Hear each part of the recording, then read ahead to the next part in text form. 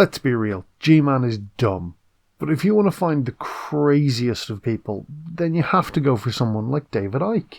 That is true, but as crazy as David Icke is, he's sane compared to Kent Hovind. Yeah, but the flat earthers are even worse than that. Oh yes, but then again, spirit science is so much worse than flat earthers. Yeah, but Kevin Logan is so much worse. Jinn have a very unique power. What? Oh shit. Jinn have a very unique power, which is truly bizarre, and physicists who are Muslims should really marvel at this. In other words, if you're a physicist who happens to be Muslim, forget about evidence-based approach, because you totally should take jinns, something that has never been proven to exist, and their powers for granted, and then be amazed by them. We are off to a good start, aren't we? I can't be the only one who's noticed their own subtitles picked up Marvel as marbles. Should really marvel at this. Should really marvel at this. It's almost like they just ran the video through a text-to-speech software. Did I mention that they crowdfunded those subtitles? From the story of Suleiman and Sheba, and that is the power to transform matter into energy and back into matter again. And that's something that we are trying to figure out how to do. Is this Imam saying that Muslims don't understand fire or eating or how trees grow? Well, at least he has no clue. We could be charitable and interpret it as when you burn something you can't quite revert it back yet with our current abilities, which at least would be somewhat accurate. But either way, he's wrong about we, because he does the exact opposite of trying to figure out anything related to science. He indoctrinates people in thinking God did it. E equals mc squared. Energy and matter are related. We know this. Hey, maybe I was wrong. Maybe this guy does have a clue what he's talking about. And the jinn have the power to do this. Never mind. I take it back. How do we know this? The throne. The throne of Bilqis, or the queen of Sheba. The throne that from Yemen to Jerusalem. قال عفريت من الجن. Now, jinns, there are many levels, and ifrit are the most evil and the most powerful. So the ifrit said, I can bring you the throne before you even stand up. Just to give everyone who didn't read the Quran a bit of background information, he's referring to Surah 27, verse 38, 39 and 40.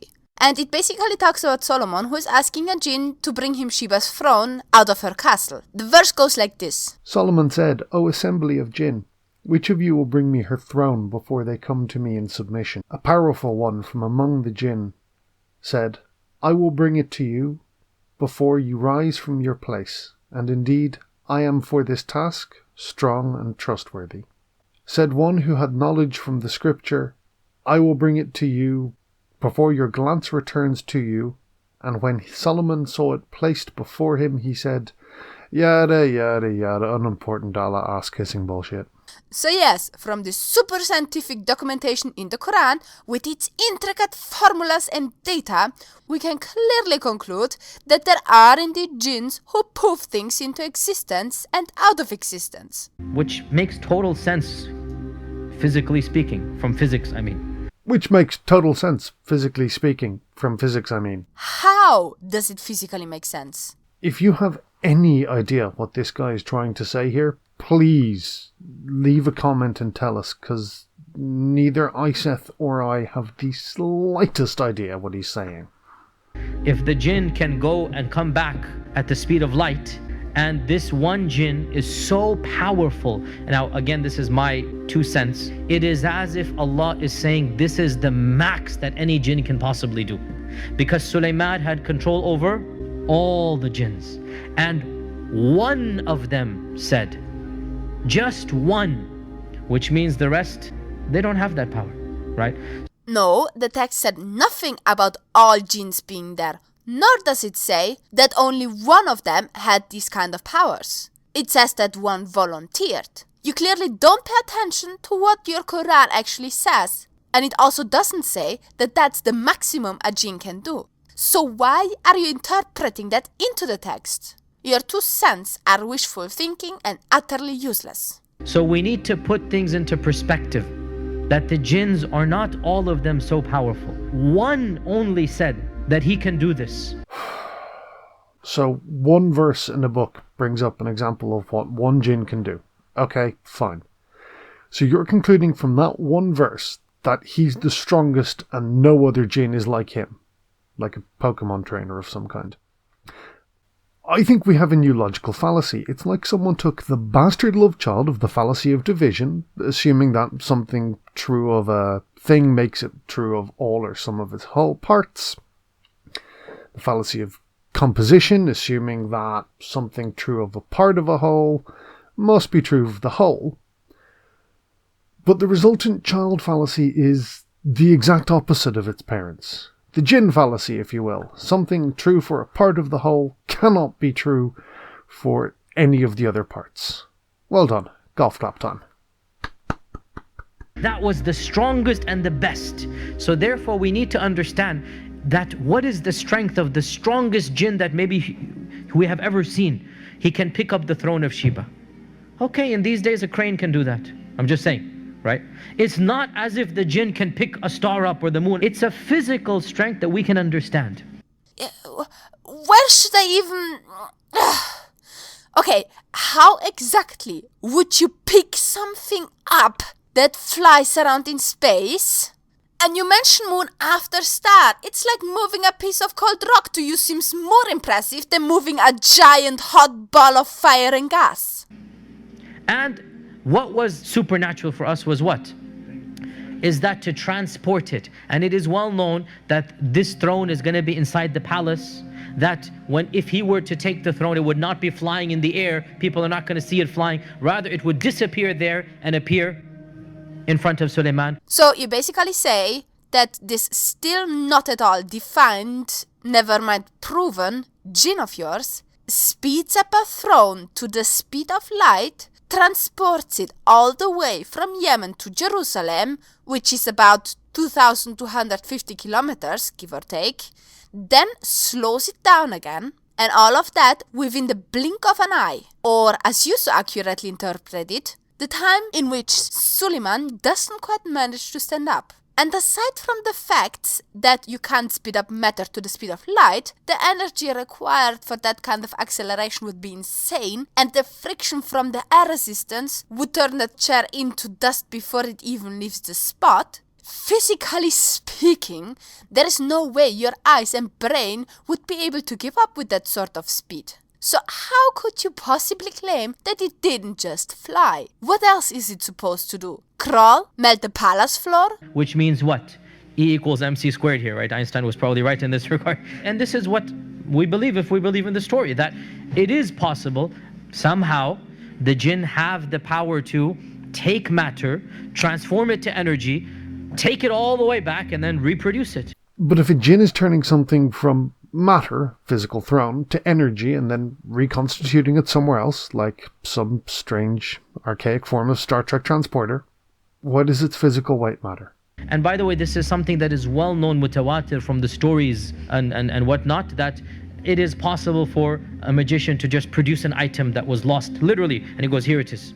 That is not how magicians work. Magicians distract you and swap the items or pull them out of their coats. These items are already there. They don't just make stuff appear out of nowhere. What are some of the physical characteristics of the jinn? What are the jinn made of? What type of fire? Smokeless fire. Well, my holy book says that jinn are just like humans, but their eyes are fire and they're gay New York City cab drivers. So, yeah. So if they're a type of energy, how fast can they go? Quite literally, the speed of light. Didn't you just say they're fire? Fire itself isn't energy. It's the result of a chemical reaction. It's reacting gases releasing light. Or did you mean heat and light? Because those would be energy. But then again, they are not fire. They are the result of fire. Quite literally, they travel at the speed of light, right? If they're energy, then do physical structures block them?